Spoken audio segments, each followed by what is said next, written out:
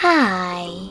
In front of me is Samsung Galaxy Tab S9 Ultra, and today I would like to show you how you can switch on or off location of this device. First of all, go into Tab menu and look for location shortcut. When you find it, click on it. As you can see, mine is now gray.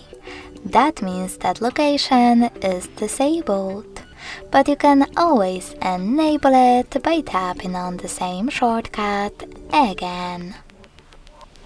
You can also go into settings instead, scroll down and click on location section. Then manage location of your tablet thanks to this switcher at the top. Thanks so much for watching. If you enjoyed this video, don't forget to leave a like, comment and subscribe. Bye!